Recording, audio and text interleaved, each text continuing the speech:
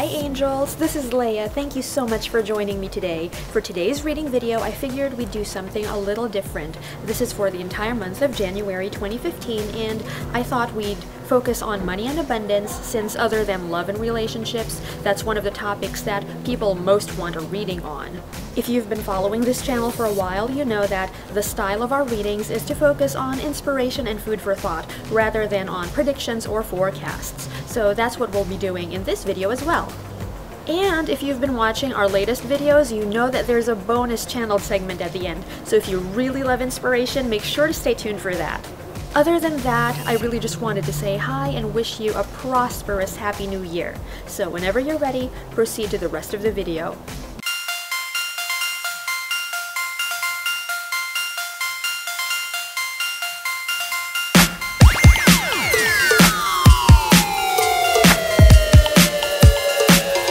Hey again, angels! So our decks for this video are Doreen Virtue and Radleigh Valentine's famous Angel Tarot cards and Lucy Cavendish and Jasmine Beckett Griffith's Les Vampire Oracle. I know we have a lot of other decks we can use. We've used these quite a few times already, but these two called out to me for this reading. You know, sometimes you just gotta pay attention to what's calling out to you. And all you have to do is listen to all three sets of messages that we have and see what resonates with you. Our intention here is to find something helpful and uplifting we can each apply to our personal lives for the highest good. And by the way, depending on what comes up, sometimes you also just have to keep certain things in mind if they appeal to you, because who knows, they may apply to you a little bit later down the road. Anyhow, I've done reviews on both decks we're using, so if you like them, make sure to click on the annotations I put on this video for each one. Are you ready for our messages? If you are, let's take a look at them.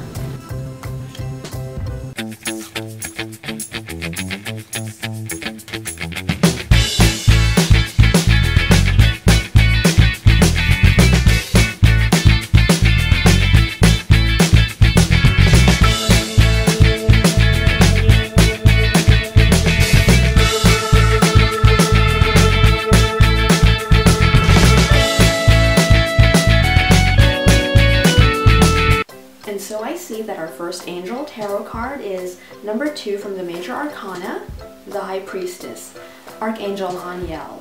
Listen to your intuition, have patience, consider carefully what you want before acting. And its partner Les Vampire card is Redemption, Absolution, Forgiveness, Penance. What these two cards together are telling me, and you could be seeing your own meaning, courtesy of your own intuition, of course.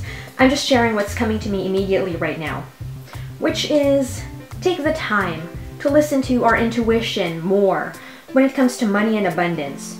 For example, when making purchases, based on their personal values and fears, other people might be telling you how to spend your money. But if you take some time to think about this, you might realize that the advice they give comes from their dreams for themselves, what they want. The Redemption card is a reminder that it isn't too late for you to start now. Pay more attention to your intuition now, where your finances are concerned. Turn within for answers on how to wisely use your resources, and forgive yourself and others for past decisions you've made that you're not happy with. Sometimes other people mean well, even when they make suggestions that can potentially harm us if we follow them. But like we mentioned earlier, it isn't too late. You can begin making more empowered decisions now. Let go of the past and what you've spent or invested on what you're not passionate about.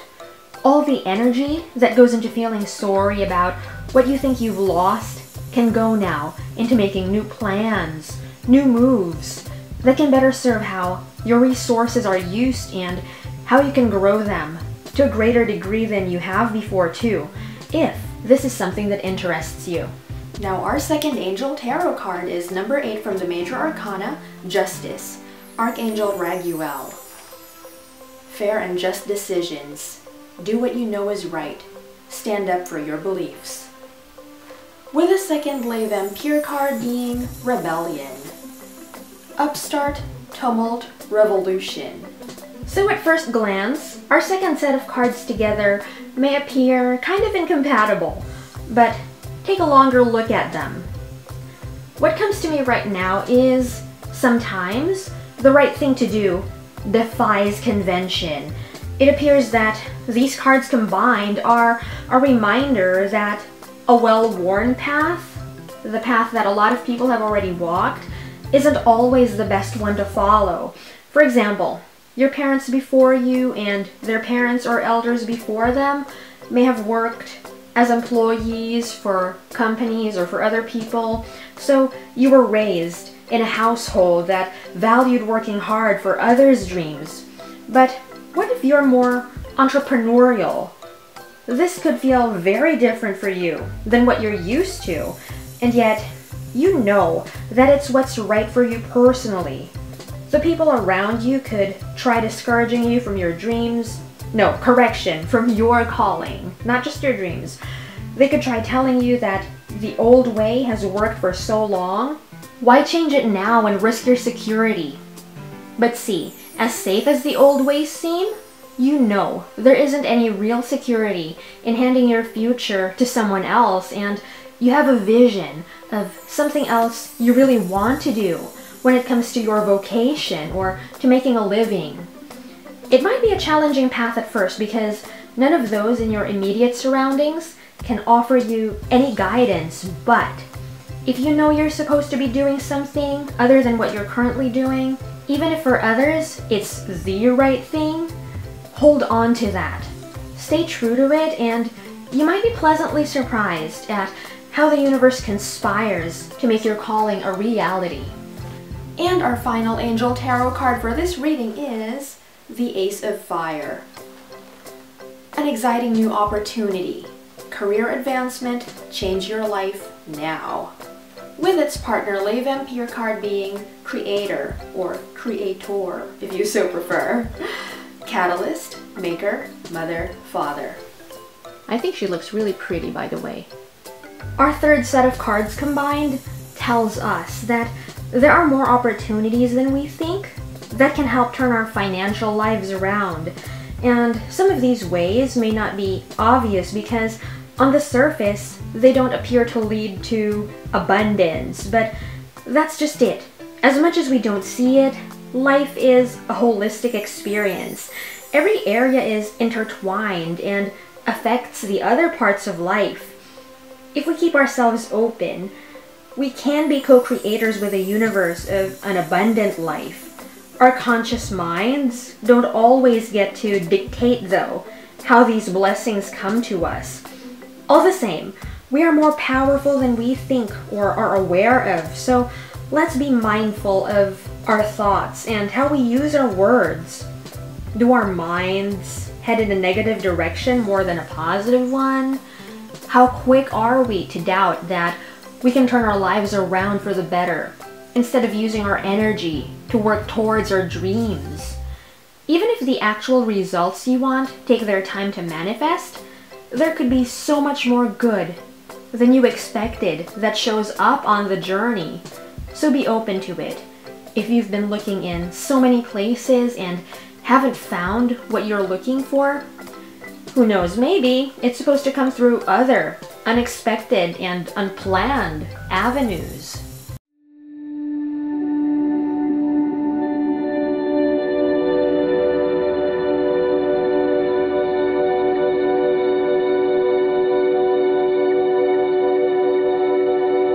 Hi again, angels. Welcome to our bonus channeled segment. If this is your first time here, what we do is listen to our intuition, guides, angels, and other friends of the light in spirit for a helpful message. Several viewers may get one that applies to them, but not everyone will. So if you enjoy this segment, make sure you subscribe if you haven't yet, in case there's a message you can relate to in future editions. So, let's get started. Okay.